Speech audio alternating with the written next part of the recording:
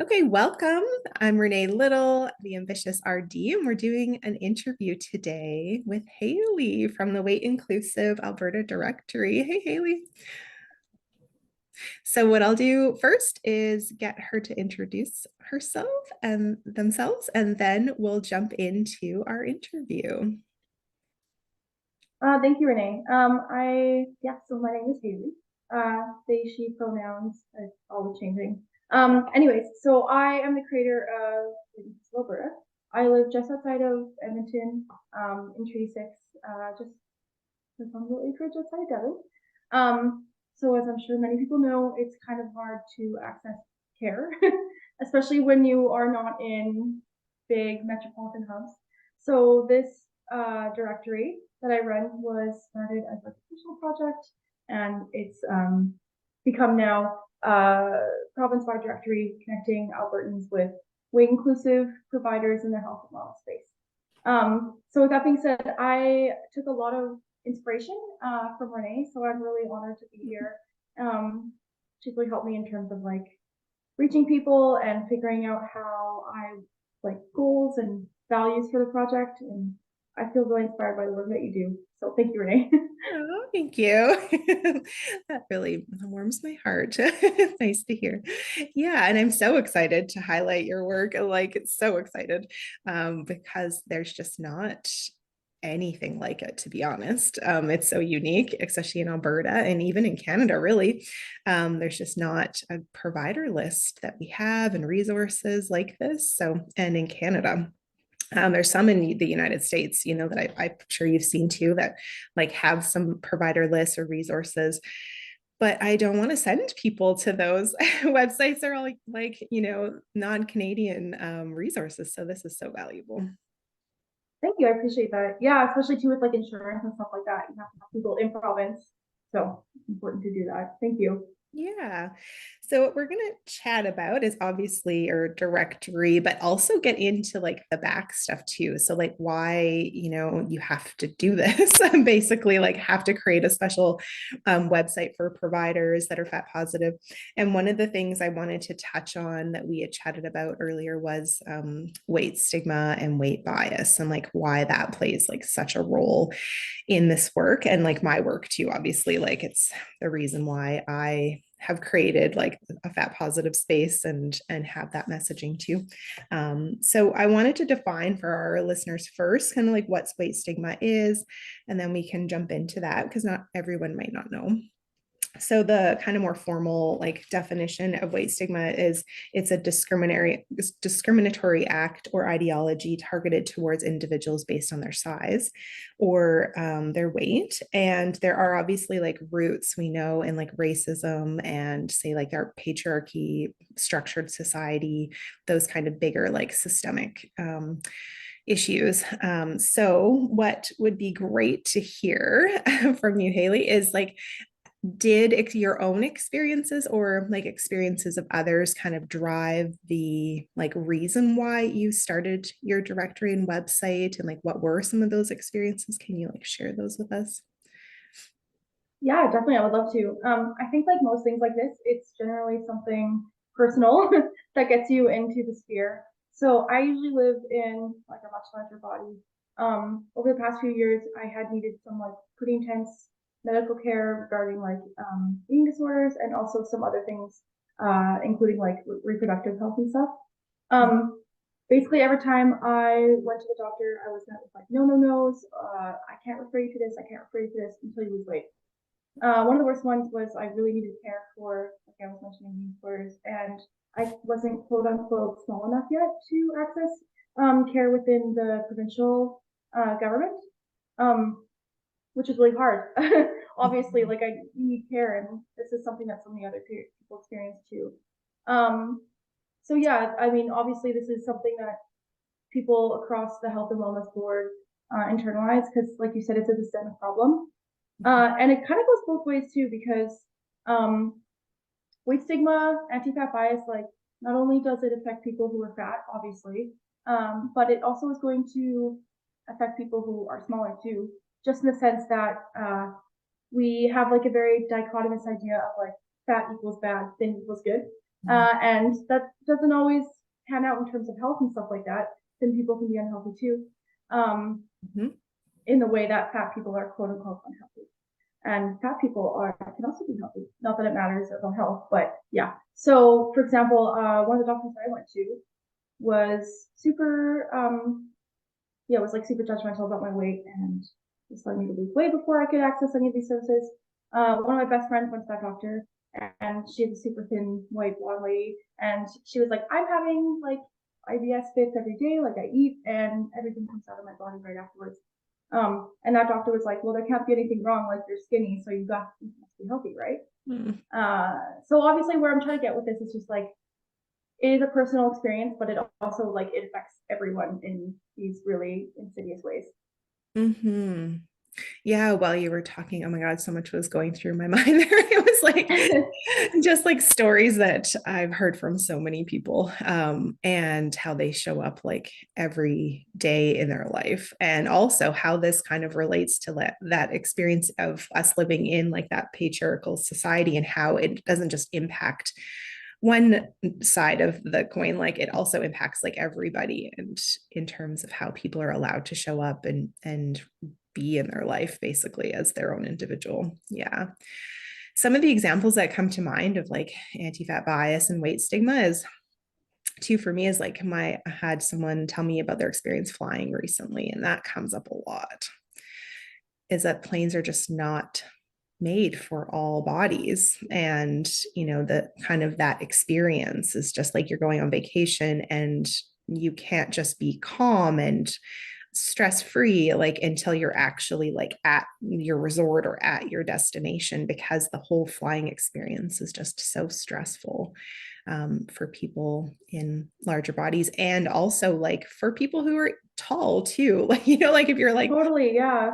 6'7" or have long legs or whatever the case is, like it's just not a good experience, for those folks at all. Yeah, for sure. Like we don't make a lot of things accessible for people who, yeah, I guess basically the further you get away from like the normalized paradigm, it's going to be harder for you to find areas and spaces that are catered for you. I mean, even just like in waiting rooms, like the seats are like, they're super little skimpy things. Like, what the heck is the point of that? 100%. Yeah, I work like out of a clinic in the north a little bit, and I don't really go to the clinic, but one client like really wanted me to like meet him at the clinic. And so I was like, okay, I'll do that for you for sure. No worries. And I tried to find like the right chair, even though I have asked them at the clinic, like, please have chairs like without arms on them. Make sure that you have like appropriate seating. I just scour the clinic just to try to find like a chair without arms on it. I was like, okay, like you're a medical clinic, and like I work out of this clinic. I've like gave you some guidelines here and some suggestions, and I'm just still not really seeing that it's like important, and you're not like really acknowledging that importance. So I have a little bit of work to do still in that clinic to like start to shift and change that for sure. Mm-hmm. Well, I think it's cool that you're taking on that work. And something that stuck out to me is how you were mentioning like there's, some work to be done and it takes time. It really does take time. Like these things aren't overnight shifts, even though they very easily could be. But like you mentioned before, like these are issues that come back to like bigger systemic problems, and sometimes fighting those big systemic problems can be a little bit daunting and take some time, and you have to be strategic about it. Yeah, and like coming up against a bit of resistance too sometimes, right? So Yeah, totally. yeah, like I love your website so much, because it's like this is the space. Like there is no resistance. It's like this is like we're putting this out here. Like you've kind of set your values and your goals, and like you're creating this like amazing space with like for those providers and those folks like no resistance, which is just so nice to like come up against. Like yeah, it's such a great resource. Thank you. I really feel honored to hear that coming from you. I like legitimately would have never entered this work if I didn't hear about the work that you and other like especially some other dietitians too as well in the area were doing. So like literally thank God for you for making this work like um visible Thank and you. accessible. Yeah. Yeah, so important in especially our profession, who has not historically had a very good track record Yeah, being for weight sure. inclusive space. That's for sure. Yeah, yeah, lots of work to do. Okay, so the next kind of thing we wanted to talk about was we're sort of talking about that already, but just the importance of highlighting the weight inclusive and fat positive providers and like how that can reduce weight stigma and harm for folks as well. So yeah. Yeah, I mean, I'm definitely curious to hear what you're going to say too. But for me, kind of what I wanted to outline is just like weight inclusive care is just important, period. Like care is important, period. Care for every type of body, fat people, skinny people, tall people, short people, everyone. Um, and because we have these medical ideas of like fatness being like a quote unquote like disease, we can there's what I'm trying to say here. It's easy for those like big socialized ideas to permeate all of these different spaces. So people who are fighting back against that in terms of providing the inclusive care are doing something that is not only like very noble and hard work, but it's also just like it's justified because we literally everyone deserves care. Mhm. So I think by also normalizing this care, it's and putting visibility to it and making it accessible, it's also normalizing that just people of all sizes, people in bigger bodies, people who are fat, also just exist. And they are people and they're fully fledged people and they also deserve care. There's nothing like, we can, there's nothing to get in the way that can like, or no, I want to reframe that. Like we, yeah, like just fat people are people. Basically, period. So Yeah. yeah, I guess I could say more, but that's kind of what it goes. Yeah, that's kind of what I'm getting at. Yeah, absolutely. And the kind of the underlying thing that I think of too is like there's a reason why we need to all do this work is because the care isn't happening. Like it isn't happening in a way that is like we feel people deserve to have the care. Like so yeah, like we're hearing stories and seeing examples of people like you're talking about going like your experience going to their physician or going to and not necessarily just like medical, but like outside of that too, like fitness spaces, as well, and not getting appropriate care and even having harm caused, right? So, even the flip side of that. So, yeah, like it's definitely so unfortunately needed, right? Like, and I was in a meeting the other day and this one person was like, I can't believe we're still like having spaces where it's not just the norm. Like weight inclusive care is just like not the norm yet. And I was like, yeah, well, we haven't got there yet. Like, unfortunately, there's still a lot of bias in our society that's trickling into like medical areas, fitness areas, that the new research that hasn't had as much bias, right? So we used to read research on like health and wellness, and it was so like weight focused on like thin is better. And now we finally are getting like non-biased research where we're seeing like that isn't the case, and that's starting to like come into these other spaces finally. But the shift is still taking place. It hasn't fully happened yet. That's for sure. For sure. Something that really stuck out to me when you were mentioning that is talking about how some of this work now is like frustrating those ideas within science and like the reports that you're reading, the research you're reading.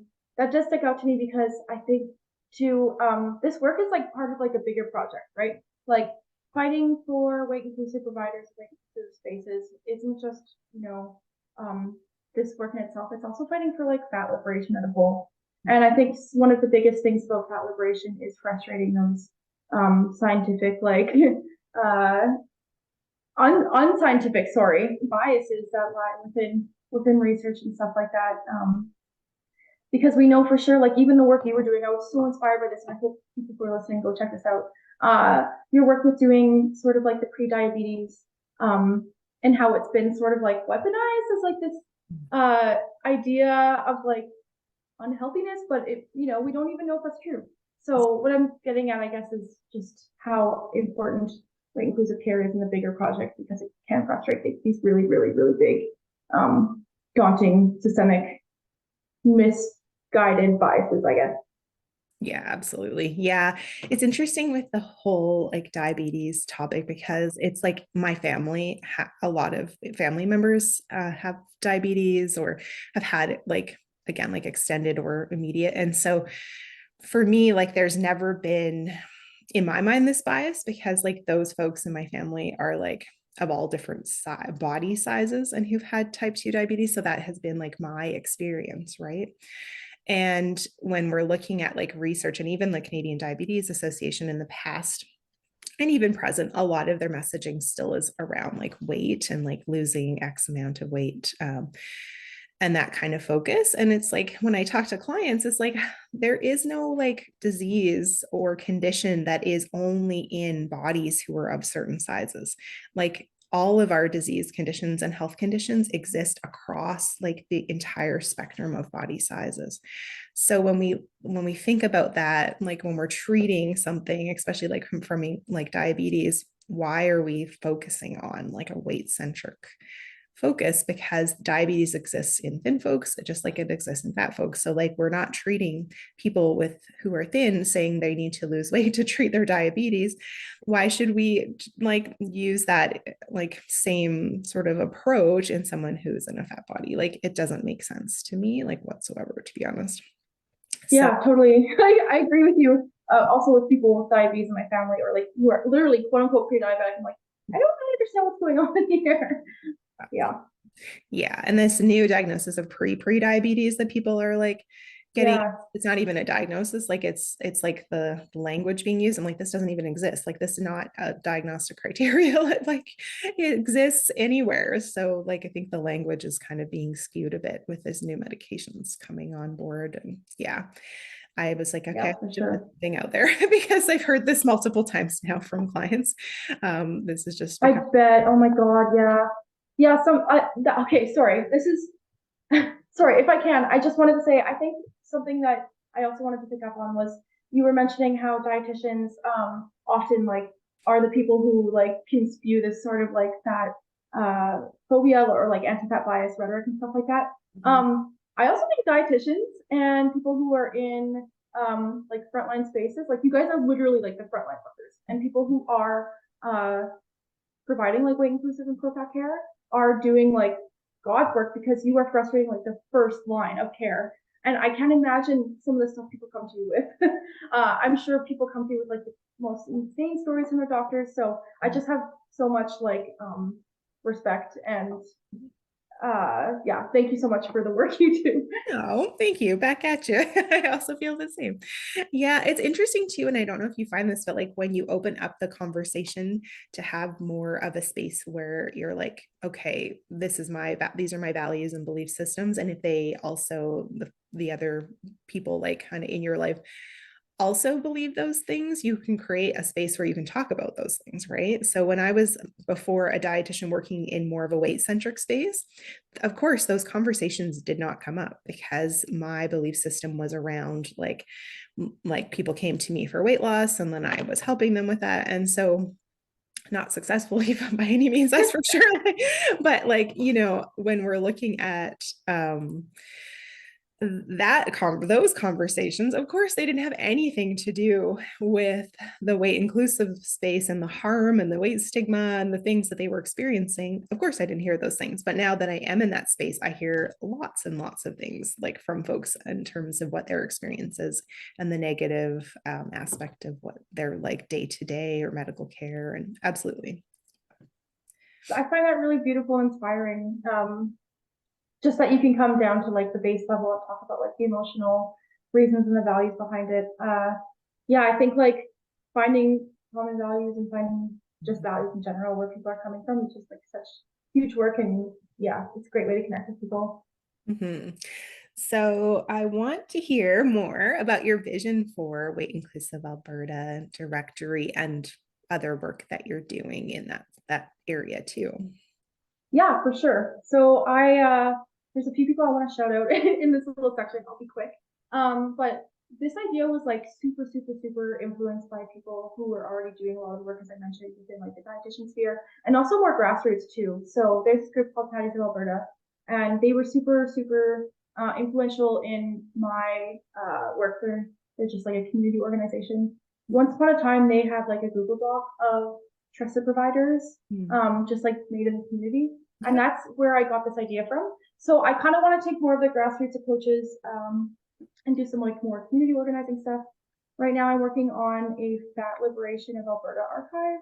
So I want to archive people, places, organizations, things who have helped create the movement that we have today. You will be in it. Yeah. And there's also some other, more projects too that you can check out on the website. Also spotlighting people who are providers who are queer, disabled, that sort of like a fat identity, BIPOC identity, stuff like that.